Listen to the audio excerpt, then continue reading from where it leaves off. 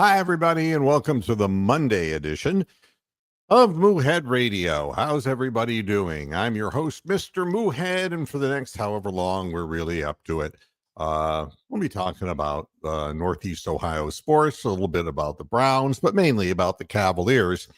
And if you want to be part of the program, actually, you can be in the chat room like Ron Leffman is, who is basically an early bird in the chat room. Just come on over to YouTube and I put it out on Twitter, and you can look it up and you'll find it. And if you want to be a panelist on the program, if you're really, really looking for attention, just click on the link that's right there in the show description, and it will transport you right into the studio. There's so much more to talk about regarding the Cleveland Cavaliers than there is about the Cleveland Browns. I will start with the Cleveland Cavaliers because it's more timely and it's what's happening now. The first thing, it bothers me tremendously is, in one respect, it personally bothers me, but in the other sense, I think it's the best possible thing that can happen for the Cavaliers is that the national media continues to piss on them. And I think that just brings up the intensity level of this team to a higher level. So, on the one hand, it's annoying because I do show prep and I've got to read what people are saying. I got to hear what podcasts are saying, and it's aggravating. But I know deep down in my heart that the character of this Cavaliers basketball team is such that they got a little axe to grind to begin with, and you just keep sharpening that axe. And that's fine. That's fine. I think these players will respond to that and make them even better. Thank you. The one thing I wanted to put up, and I wanted to try to present this. This is always the sharing of the screen is always one of the more fun things that we do here on Moohead Radio. But this time around, we gonna get it. What you have in front of you, folks, is Brian Windhurst and his Hoopster ESPN Pals podcast. And I wanted to see if I can play this audio for you.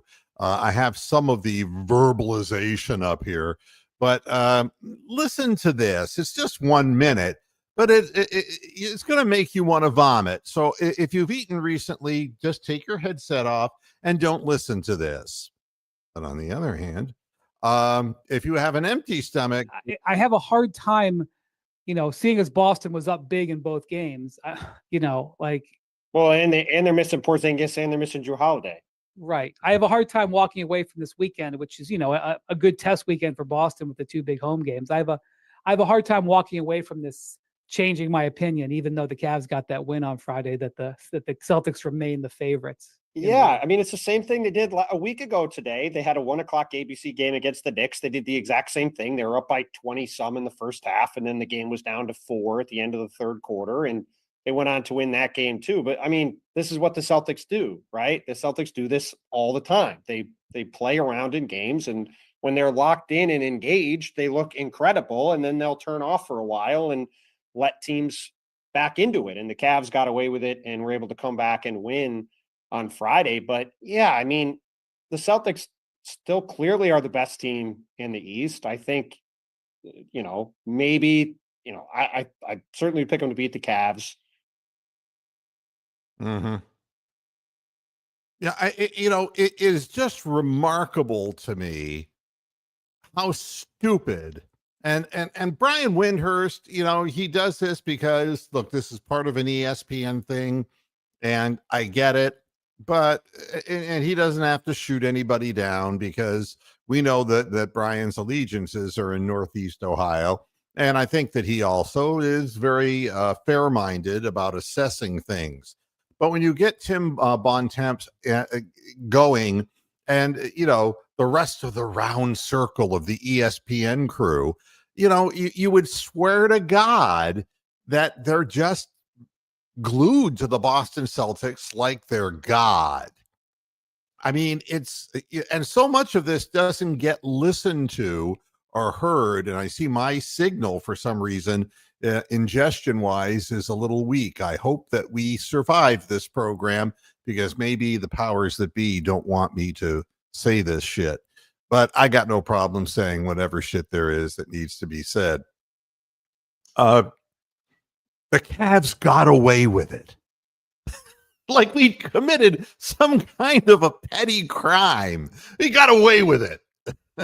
We beat their ass. And, and it's like, oh, but this is what the Celtics always do. Is that a good thing? I don't remember the Golden State Warriors or the San Antonio Spurs. It's like, oh, they're up 20-25 every game and at home, and they just blow the lead. They just play with people, but they're so great they can win. I don't remember that.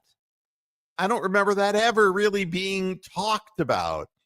But any excuse they can make for the Boston Celtics, and the Celtics fans are really good at making excuses. The players of the Boston Celtics are really good at making excuses.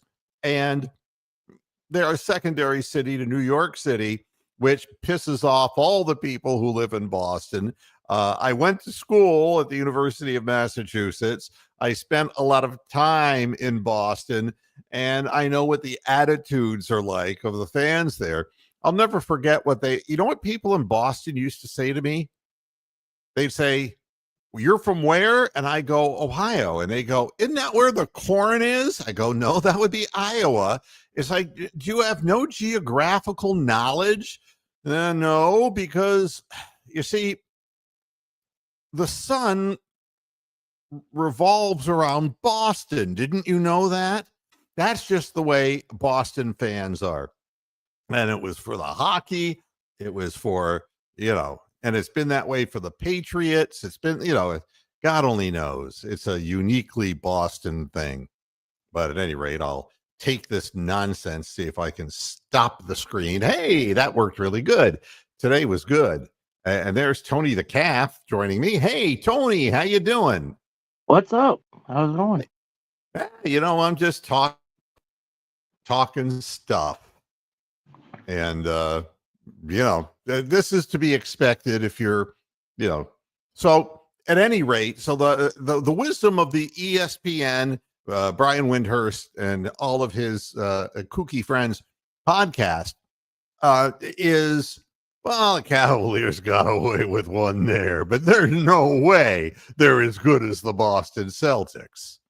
Yeah, Right, it's always ESPN though. They hate small market in America, and it's just how it always is. But here's the fallacy.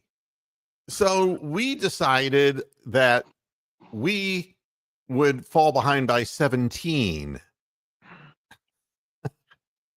And, and it didn't stop us. We still won the game after the Celtics game. Dave still won, and we win when we're behind by 17, when we're ahead by 34. We just fucking win, just win, baby. That's what the Cavaliers do. Mm-hmm. And you can never predict what's going to happen in a playoff situation because you don't even know right now who you're going to play. You right. Don't know. So, and you don't know how teams are going to end the season. You don't know if all your players are going to be healthy or not. This fixation of, when it comes down to the postseason, you'll see how great the Celtics are. Not if Porzingis breaks his leg like he does every other fucking year. Not if, God only knows, if something were to happen to Brown or Tatum. They hoisted up 71% of the shots in the game that we played against them. 71%. I don't think I've ever seen that in my life. People would say, everything went through LeBron when he was in Cleveland. He was a ball hog. No, Kobe Bryant was a ball hog.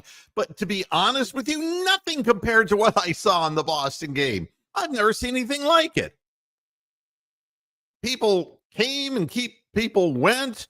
And the only thing that was consistent was that Brown and Tatum were taking all the shots, 71% of them. And then White took 12 shots. And so if you put him into the whole thing, it's still, they still took 71% of the shots without White. Let's put it that way. And the other players were out there and so we didn't have Porzingis, we didn't have Drew Holiday. And it's like, Drew Holiday's a good defensive player. I get it. But that wouldn't have helped you score the basketball. And you wonder why you come back and you score so few points in the second half. Well, it could be because you relied your whole offense, Mr. Mazzulla, on two men, and they were hot as a pistol in the first half, and they weren't in the second half. And the Cavaliers coach made an adjustment. Right. So I'm just clearing out the Boston sediment right now out of my pipes. And now I'm going to get to yesterday's game, which was an absolute fucking heart attack. Yeah. I mean, that was one of the most bizarre games that I have seen. And if you really wanted to call it a game, I don't know what it was, to be honest with you. Yeah, it was kind of a clusterfuck. The refs really played a big role in that. I still think that Portland team's pretty scrappy, though. I kind of like them. Yeah, They got I have some good nothing guys on against that team. Portland. Nothing Yeah. against it at all. Well, I mean, Ty Jerome, I mean, Jesus Christ, that guy's going to get paid so much money this offseason. That's he incredible. should. Oh, He he's should. so good. And if he, at first you say, nah, he couldn't be that good, but you see it night after night after night. He really is. Mhm. He's cool, calm, and collected. But at any rate, the game yesterday, there's so many different things that I can say.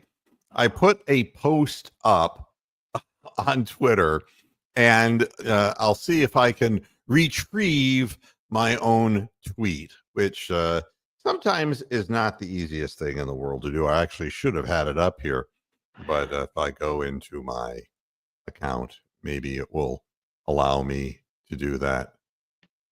And if I go home and then click on myself, and okay, here we go. This is called "We Had No Business." Okay. Mm-hmm. So this explains the game in my mind after having watched it. We had no business starting that slowly. We had no business going down 17 points. We had no business coming back from 17 points down. We had no business inbounding the inbounds pass to Garland and not Ty Jerome to shoot the free throws. We had no business fouling at the end of regulation instead of just stopping them from shooting a three-point shot. They had no business going up 17 against our team. They had no business receiving gift calls. They had no business blowing the lead. And they had absolutely no business inbounding a lob pass into three men in overtime. And the female referee,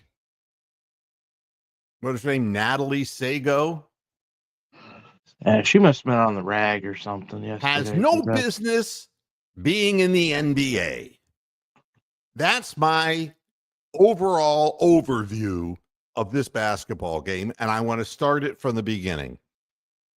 You can't start off like this in games. We have two games in a row, and you're not going to come back from the dead consistently. That's not a good way to start games. And I know people make excuses like Brown made the excuse, well, I picked up my fourth foul. And it's like, blow me. That doesn't mean anything. And there's always an excuse, well, we knew we didn't have Donovan Mitchell, and we had to start DeAndre Hunter, and it was a different lineup, and so natural we would start slow. No, it's really not. You're at home and you're playing a team that really, yes, they're scrappy, but there ain't nobody there. Simons played a great game. And so did I'm going to say his name wrong. I keep getting the consonants mixed up in this guy's last name. Is it Ajiva? Avdia. Avdia. That's it. Yeah. So it's pronounced Avdia very, very Eastern European. Well, no, he's from Israel. Oh, you're right. He's Jewish. Yeah, that's right. Didn't you notice every time he made an and one, he goes, if I were rich man. Yeah, he was started dealing fighting on us. somebody over a penny. Like what?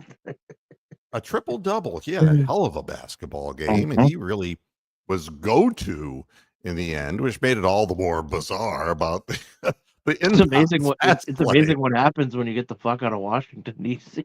That's true. I mean, but he'll get sick of losing in Portland too, because Portland is not close to really being a really good basketball team. They're scrappy and they can, it's a lot like the Pistons. They can beat you. And they won 4 in a row coming in, and they got off to a really good start. But so we had the idea of starting slow. There's no excuses for. I'm not a Boston fan. I'm not going to sit here and say that there are 14 reasons why we started slow. You dance with who brung you. You gotta play the cards that you've got.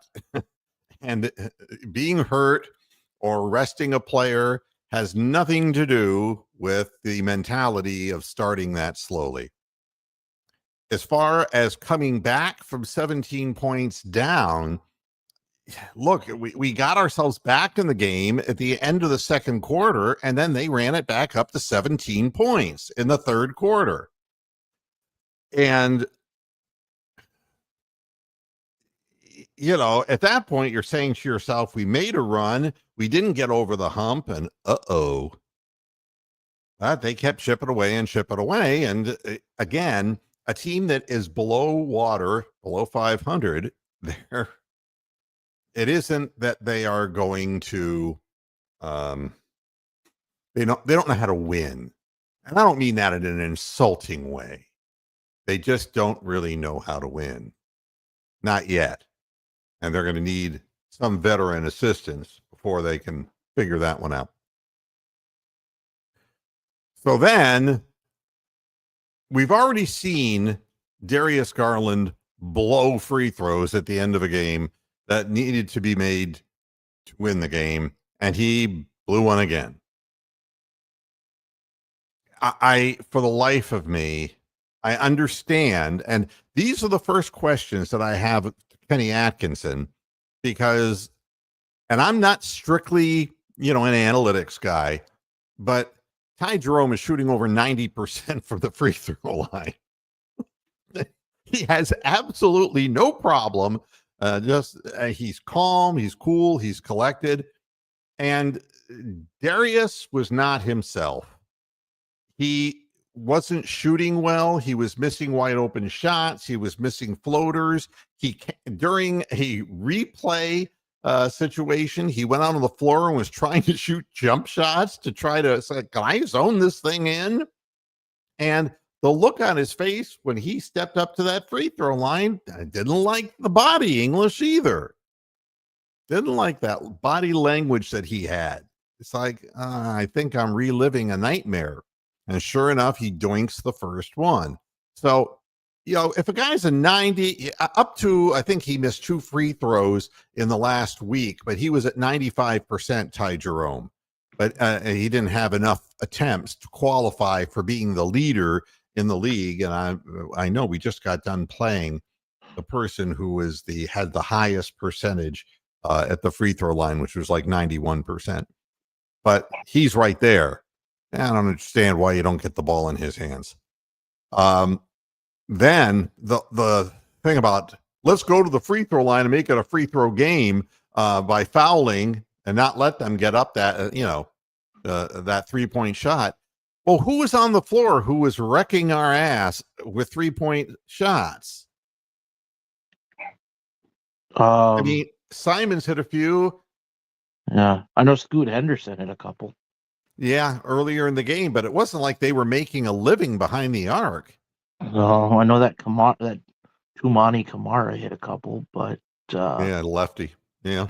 oh, But, but again, Kenny explained himself, and I just politely disagree with him. I think that it makes you look like you don't trust your own defense. And we're not going to even let them get that shot up. And then we're going to go back to the other end of the floor. Well, we're going to throw the ball into Darius, and he's going to miss one. But you can't ask for anything more than an inbounds play. They've got it lined up where they're in a position that they could win the game. They could do any number of things. They could tie the game, and they throw the ball. I've never seen an inbounds pass. I almost spit out my food. It's like you're throwing to a short man under the basket in a crowd of 3 people. Why would you do that? And then the other thing.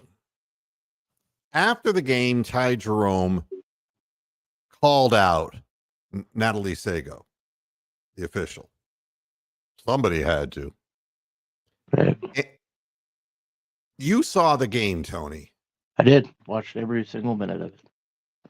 There were 53 fouls called in this game. Yeah, it was like the first half was like every fucking 10 seconds. Foul, foul, foul. I almost fell asleep. Yeah, the referees literally took the game over. Mm-hmm. The players had nothing to do with what was going on the floor. It was just like, and then they go and they look at, the coaches were saying, no, we're going to challenge that. And that, so they got to go through that rigmarole. And at the heart of it all was Natalie Sago. Is that her first name? I think so. Yeah. If anyone knows in the chat room, do let me know.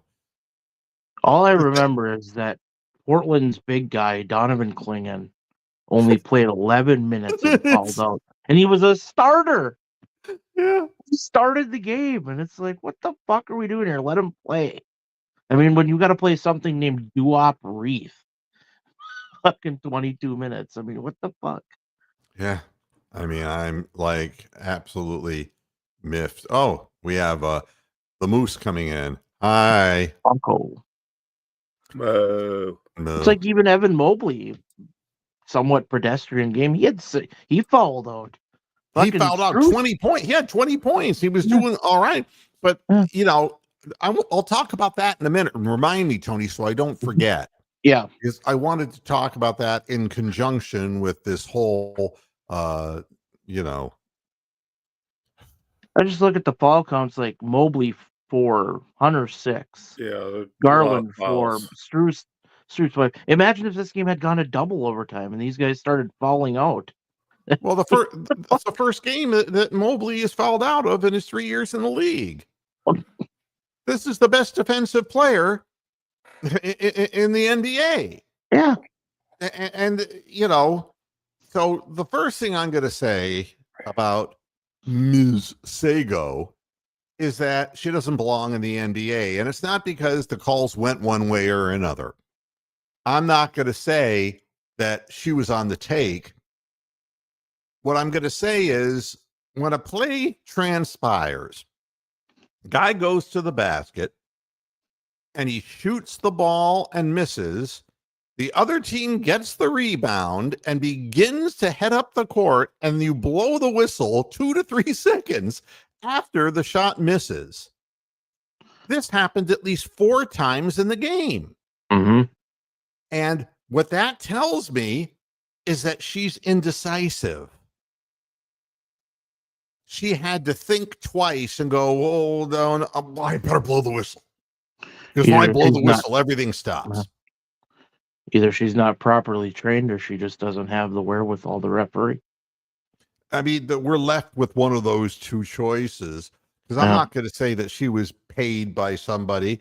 Because if somebody's going to pay somebody, they're not going to pay an incompetent fool. They're going to pay somebody who's got, It's gonna be like, Tim Donaghy all over again. They're going to pay the crew chief, they're going to pay the top guy. Yeah, and they can make it credible. You know what it's like, and Tony, I know that you're a wrestling fan. Yep. It's like, and I'm sure you, because you've watched so many wrestling matches in your life, can remember the worst ones where the people in the ring couldn't sell the moves. Oh God. Does Too one many to stand out in name. your mind? Christ, there's so many I can name that I'm drawing like blanks, like to come up with a definitive one. I mean, there's guys like Kevin Nash was a big one who, you'd put a move on him and he'd just stand right up and not sell it. And it's like, okay, I know you're making a lot of money, but couldn't you at least try? Well, it's like the prick. Ultimate Warrior. The Oh Ultimate God, Warrior, yeah, that's steroid fucking monkey. Yeah, that's what it was. It was facial paint, steroids, and absolutely no ability. And then there are the great wrestlers who weren't big muscle bound guys like Rey Mysterio, who were just tremendous. Well, even like Hulk Hogan, you'd hit him with you'd hit him with a steel chair over the skull, and all of a sudden he's standing up 2 seconds later. And I get like the chairs are rigged and whatnot, but could you at least sell getting hit with an actual piece of steel on your fucking brain, you prick? And David Selevsky's in the group as well. How you doing, David? I'm good, Moo. How's it going? It goes, man. It goes. And we're talking about yesterday's crazy officiated game. I don't think that she's paid by anybody, but I think she does not belong in the league because you just can't not blow the whistle until 2 to 3 seconds after a play. It's bad enough that the guys who are good at it wait to see if the ball goes in or not. And if it doesn't go in, then you get the late whistle. These weren't late whistles. These were in another fucking time zone. I don't know what in the hell was going on. And Brad Daugherty was about ready to lose his shit. Wow. It's like, the play was over like 3 seconds ago, and she's blowing her whistle, and it's like you need a John Madden voice for that. No, it would be something. Yeah, it would be like, boom. Hey, you know something? I can tell you one thing she doesn't blow. Right here in my trousers. Don't go there, Mr. Madden. I mean, you don't. But the calls were bad for both teams. I don't think there was any like. No, it was. It ruined This was an exciting, heart-stopping game, but they took all of the splendor of the excitement away because you know what it was like? It was like watching a movie, and you're kept being led toward the end of the movie, but wait, there's more. Right. Every time you look at the screen, it's like the movie started out being a 2-hour movie. And then it's 2 hours and 10 minutes and 2 hours and 20 minutes and 2 hours and 40 minutes. And it's like, I'm not getting any closer to a resolution of what the movie is going to end like. I'm not happy with this. That's what it's like. And suddenly it turned into The Last Emperor. Yeah, it just goes on and on. And I don't know. God. But I don't know, man. Cavs have not lost with DeAndre Hunter. So there you go. Yeah. I think if we have Niang, we have Niang and LeVert playing in those two games, we lose them. Absolutely. I got to look at the remaining schedule. They got a good chance to probably run the table. Well, I saw that. I think 483 is the winning percentage of the teams they're playing in conglomerately. They're about 25th in strength of schedule, something like that, 23rd. But honestly, a lot of teams that have won 48% of their games are really not very good because there are some teams that can't win hardly 25% of their games. Yeah. So there's a lot of poverty in the NBA. I wanted to share something else here. And this is just a question, and maybe it's not a fair question, but when do we ever have fair questions in this program? Let me see if I can find this because. Well, I'm late, but DeAndre Hunter was the difference, this weekend. So, all right, it's just not working again. I was like Serena Winters and Ty Jerome. It is good. The last time I saw her, she didn't have knockers like that, did she? Well, they've always been kind of out there. Not that I ever noticed. I don't know. They don't normally show her from that angle. No, and Ty Jerome's looking right down. He's going, well, I'm not sure I want to talk about this game. Look Geez, here. Serena. Yeah. No, he's like looking away from her, so he isn't staring directly at. And David is there staring at the picture. It's like, you're not jerking off, are you, David?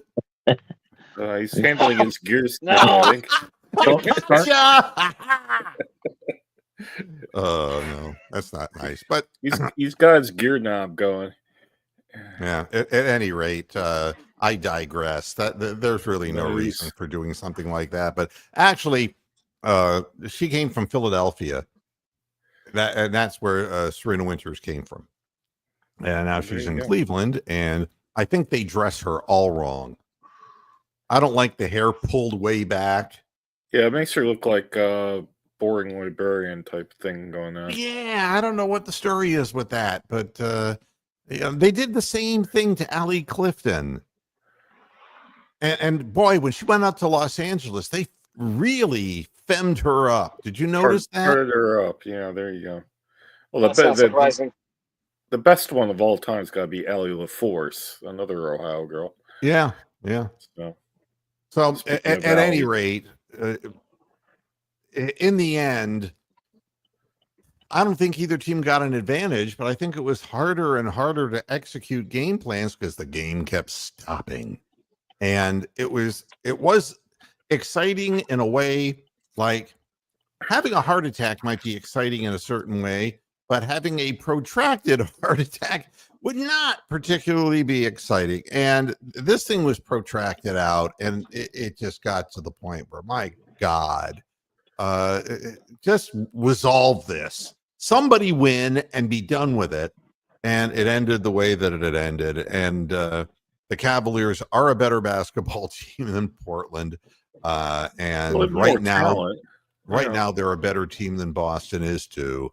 And this whole thing about the Porzingis wasn't there. I think this is so stupid. Porzingis hasn't been there for so many of the teams he's played for year after year because of lower extremity injuries that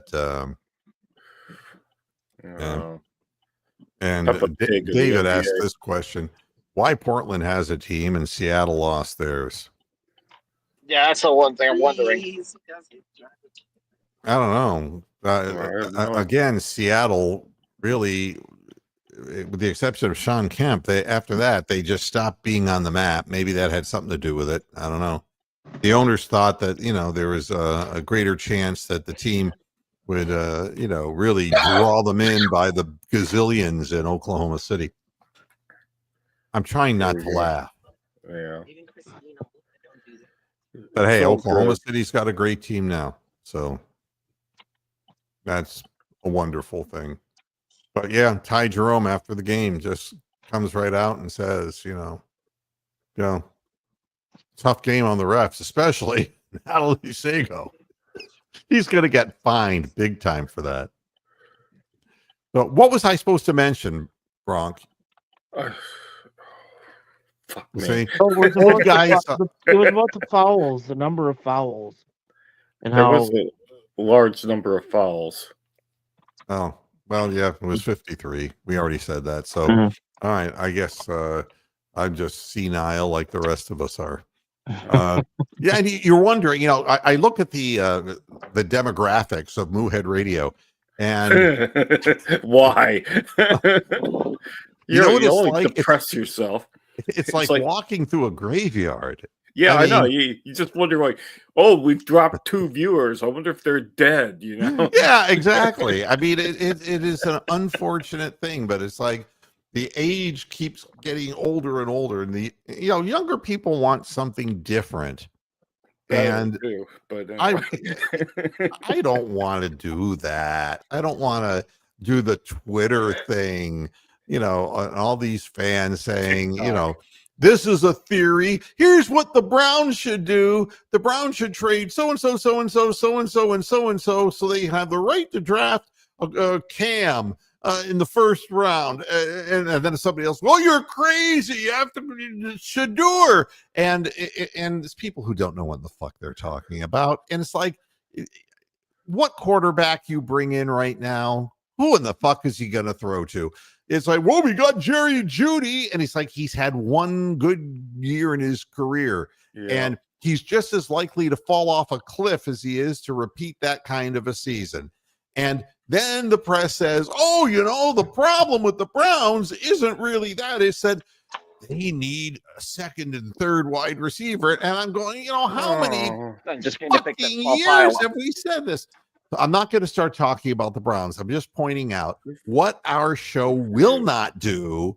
And I'm not going to cave in to the demands of people who are just hecklers or people who are just trying to start all kinds of emotional bullshit. That's just not what I do.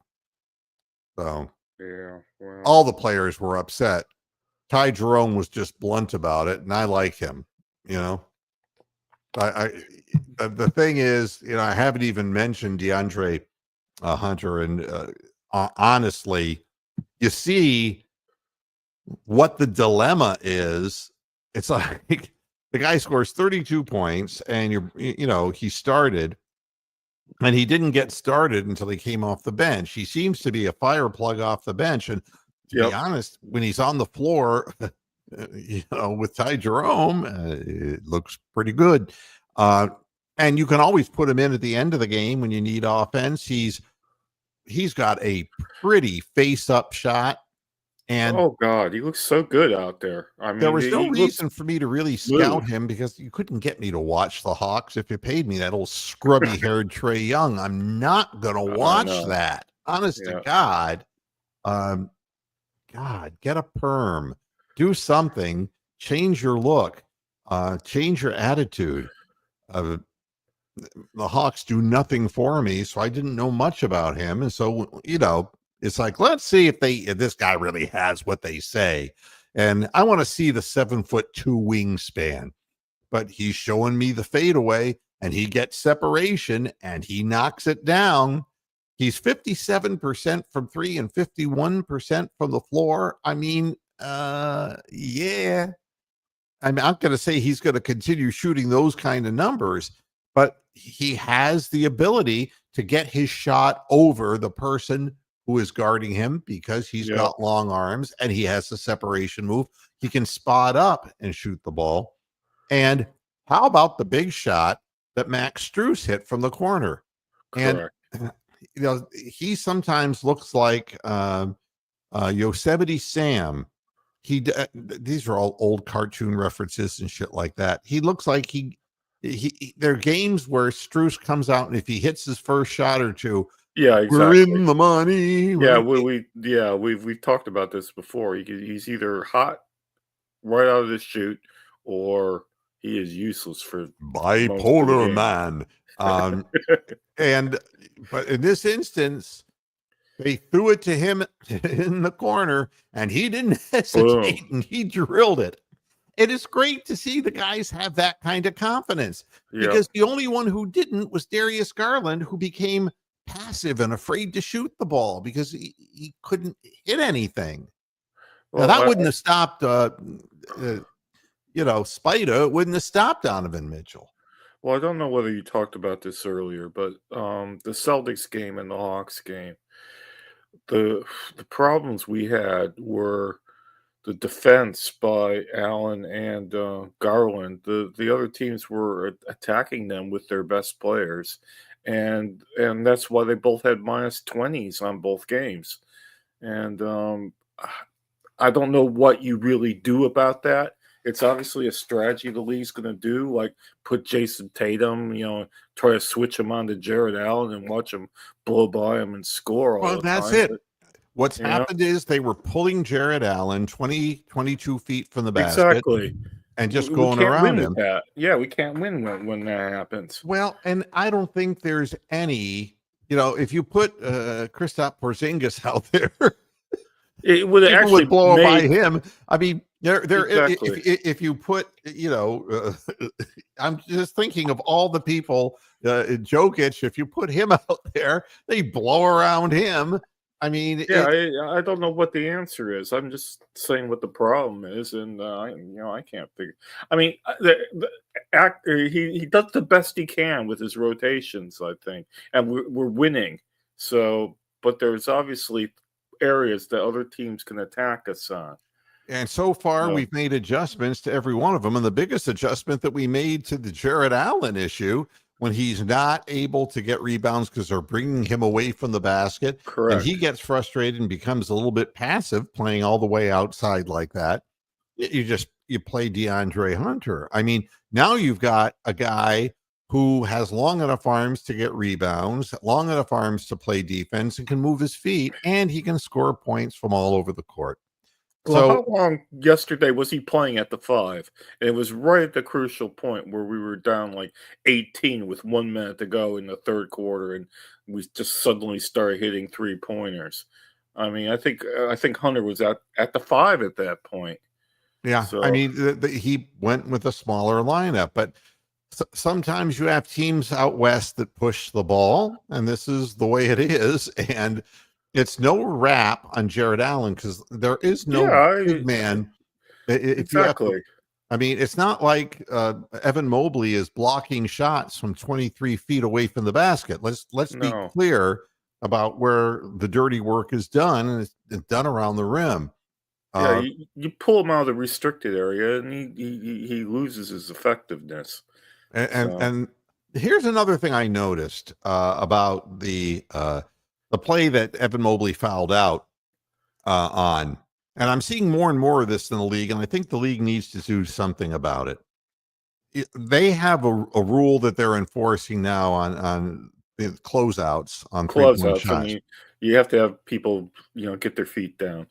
Right, at the landing spot. You need a landing area. Zone. And if you put your feet under that, then you're going to get a flagrant foul. It's going to be a technical. All right, so that's good. But what happens when a player gets the ball and in the paint and somebody is chesting up and literally sticking their jaw out like this? Like waiting to get hit. Exactly. And the second the guy starts to turn, he thwaps his head. All right. Players will figure out more ways to flop in this league than you can imagine. But that's what I call it the Thurston Howell defenses. Maybe.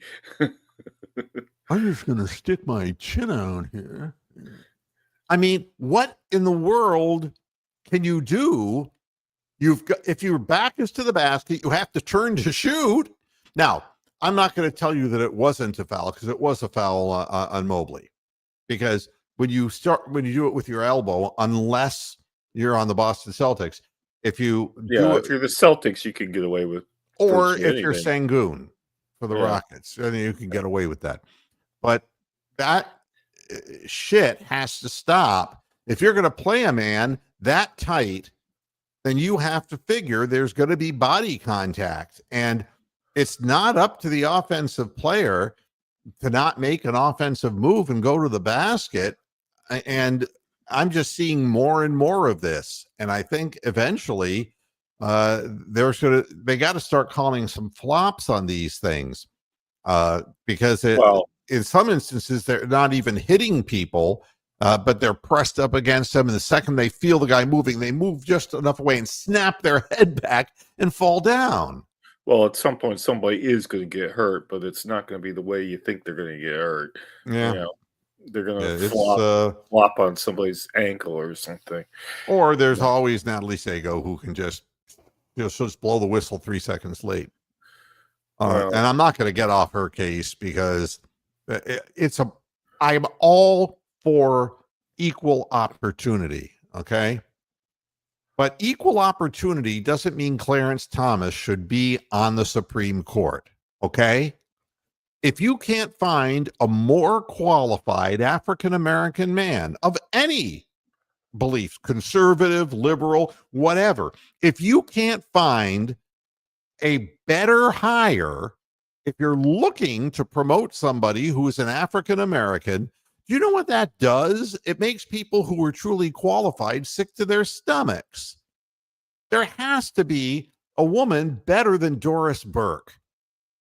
I mean, she's 60 years old. All these people are getting up there. But did you hear what she said on the broadcast? At what point? Because I didn't have that broadcast online. Oh my God! I mean, Okoro caught a pass at the top of the key, and he shot it, and he just ricocheted off the side of the rim. And we know that Isaac's not. That's what he does. Shooter. Yeah, that's what he does on occasion. And Doris Burke says, "Well, you know that but her mic was always she can't project her voice properly, so you had trouble hearing her." Oh, he wasn't happy. Kenny Atkinson can't be happy with that. And why is he taking that shot? Okoro can't shoot from out there. And I'm thinking to myself, you got to shut the fuck up because he was shooting 40% until he hurt his shoulder this year. You better shut the fuck up. And then she said something worse about Al Horford. She said something like Al is like a 130 years old. 111-year-old. Yeah. What about I actually dried did up see cunt? that then. Yeah, I heard. Fucking menopausal woman. Shut the fuck up. I wasn't sure what game you were referring to. I thought you meant yesterday's game. No. That was the Celtics game. Yeah. Yeah. What kind of nonsense is that? 111-year-old Al Horford. And it's like, and how old are you? You can't 60. even project your voice over the crowd behind you. And if you're just going to insult people, I mean, there are so many young, vital women who are they don't look like cheerleaders, but they want to have careers in broadcasting and they know the game and they're not the one appointed female. Let's give many an opportunity and the cream will rise to the top. That's the way it works in broadcasting, period. The people that worked for me, we found them in small markets and they were good. And you know what they did? If everything went well for them and they didn't fuck up personally, they got to a bigger market because they were talented. And we wanted to give them a stage from which they could project so that they would move to a bigger market. That's the way it's supposed to be. The most qualified people get the endorsement to move ahead. It isn't that way here. Yeah, well, that's so idealistic, at least nowadays, anyway. But yeah, the broadcasting here, the BBC and that have hired a lot of women lately, but it's mainly because the generation of men that were commentating were all older than us, and they had to go. So there you have it. Yeah. So I just thought that it's like I keep hearing. Yeah, I thought that was weird too. Her going on about Al Horford being old, and I mean Al Horford the following night was the second leading scorer on the Celtics in their victory. Yeah, I mean he didn't play. Yeah, well, he's 38 years old, and he's going to have some nights that are better than others. But they're not relying on Al Horford. I mean, if he has that corner three, he can hurt you from there. I mean, if you forget about him, he'll camp out there and he can make that shot.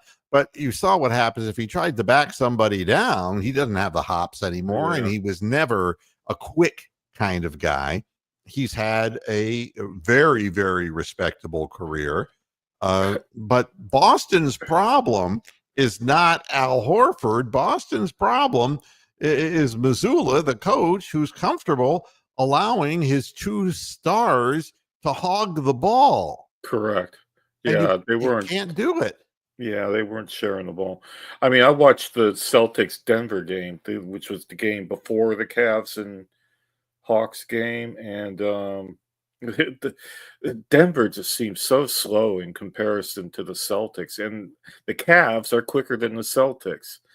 The athletic ability that we have here in Cleveland and the fitness that we have here in Cleveland is just off the charts, and I don't think that gets mentioned enough. I mean, this team is quick, fast, and strong. And well, the other thing they don't mention is that we're resilient, that we can play back. Come back. You can come back from 18-point things in the third quarter. Yeah. I mean, the team has, but it's not just fitness; it's mental fitness, and Correct, it's a great coaching job. I wanted to compare Kenny Atkinson to the horrible stuff that's going on for the Phoenix Suns right now. Well, what's going on with them? Because I know they're just losing it. Will, I mean, they've just totally fallen apart. The wheels have come off, and they lost to the Minnesota Timberwolves 116-98 at home. Boom.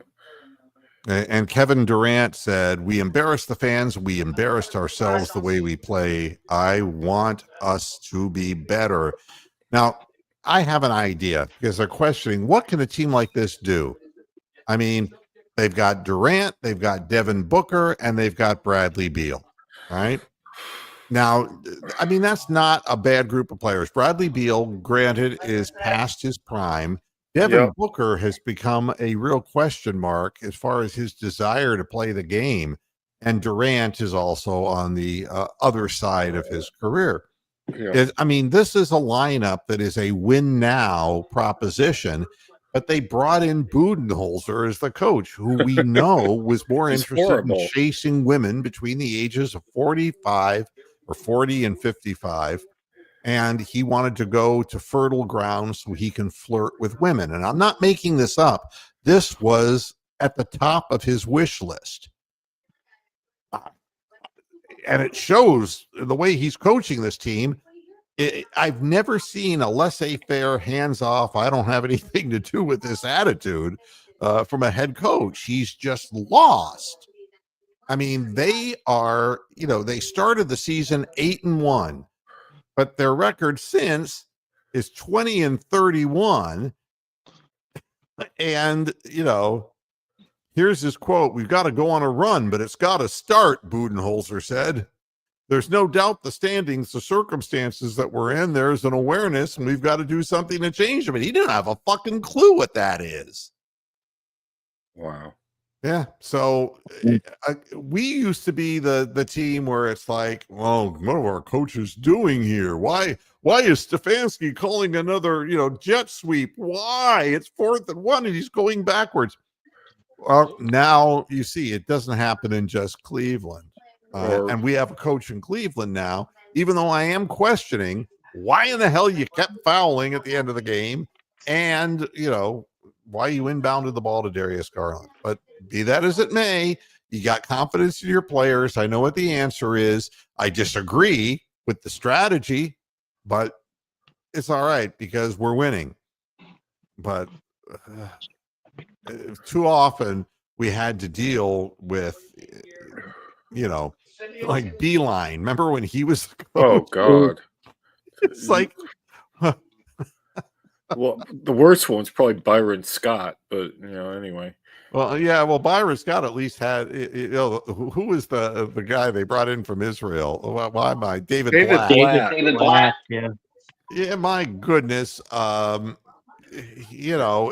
It's like they were winning because we had some talent on the floor. We had LeBron on the floor, but I mean, he would stand there in front of these players who've been in the league for a long time and say, I know a thing or two about a thing or two because I was out there in Europe. You know what it's like in Israel? There you go. So he knows a thing or two because he's seen a thing or two. Yeah, my God. Probably better off selling farmers insurance. Yeah, but he never crawled back into the league, did he? No. Nope. Oh, here's a story that I have to say before we get out of here. This is getting out of here. Oh, I always get out of here. Golden State Warriors star Jimmy Butler. Now, do you think Jimmy Butler is a star? No. No. No. No. But he just got to Golden State, right? Yeah. Well, he's facing a lawsuit that accuses him of leaving his former Miami Beach mansion in a complete state of disrepair. Listen to this. This is insane. The lawsuit, which is filed by Five Star Marketing and Promotions, right? They're seeking $257,000 from Butler for damages to 5 bedrooms and 6 bathroom. It's actually a 5 or 6 bathroom luxury home. Wow. They claim that Butler violated numerous lease agreements. He was leasing the place, including changing the home's locks without providing the landlord a key. Yeah, What's he doing in there? In addition, this is the best. Butler's chief of staff denied maintenance workers access to the heating and cooling system, which led to condensation lines being blocked, creating significant leaks in the ceiling and the hardwood floors, which had to be replaced. Wow. They also accused Butler of hiring his own pool cleaning staff, which neglected its duties, leading to algae in the water and broken pumps. The combined cost of damages, $127,282. In addition, he owes 2 months back rent minus the $130,000 security deposit for the grand total of $257,282. What a deadbeat, man. That is grim. I mean, he signed a lease at the rental, and that rental home is a $12 million home. Can you imagine the person who owned that home saying, who in the fuck did you? Jimmy Butler did this to the house? Well, we thought it was a good move for him to move in. It's like wrong. Oh my God. I thought that was funny. That's a good story. I mean, it's a good one to pick out. I would never have heard of that one. So that's a good story. That was good. And before I get out of here, there's this. Guardians rotation hopefuls cannot shake the second start blues. I got the second start blues. And they woke up this morning and my curveball went away. And I could not find the plate. Yeah, but how are they doing? Are they it's spring training. I mean, you know that they stopped the game at 12-12 because it was like a different kind of mercy killing for both teams. Terrible. I mean, and Tristan McKenzie pitches his first game and he said, "Oh, he looked pretty good," and then the second game he was right back to throwing the ball all over the place. He has no control. I mean, he's not going to make it. Tristan McKenzie's finished. I don't know what happened. I think he refused to get the that ulnar nerve surgery, and he's done. His career's over. And so, and the Guardians don't have any hitting whatsoever in the middle of their lineup. It's the same shit. It's just like the Browns. What I was telling you about with the Browns. This article here. The Browns need receiver help. God, we need help everywhere. We need new owners, but anyway, we've talked about that. Yeah, it's like the issue is not Judy, the article says. The issue is the depth of the players behind him. It's like, duh. Elijah Moore was solid last year with 61 receptions for 538 yards, but was only able to find the end zone once. Moore, for whatever reason, has never been able to have the impact many of us thought he would have. Well, he doesn't catch the ball well. And let me say something else. If we're really serious about being more of a ball control offense, you got to do better than David Njoku. David Njoku does not catch the ball with his hands. You cannot catch the ball with your bodies. I don't care how athletically gifted you are, or if you can hurdle defenders or whatever the shit he does. Until you can catch the ball in your fucking hands, don't call yourself a receiver. Wow. Yeah. Yeah. And we have guys clank. And again, the same names keep being brought up over and over again. Cedric Tillman. He doesn't catch the ball with his hands. Make it stop. Michael Woods the second. God only knows. Michael Woods the first must have had no legs, and so his son has no hands.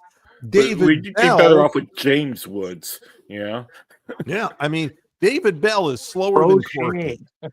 Yeah. And- Prochet. My man, Prochet, man. Don't be And doing my Jamari man. Thrash, Great. he's name. still probably running back to Louisville. I have no idea where they keep coming up with people who aren't fast and don't catch the ball. It's great. The problem is not the receivers. The problem is the guy coaching them. Well, I mean, that could well be the case too.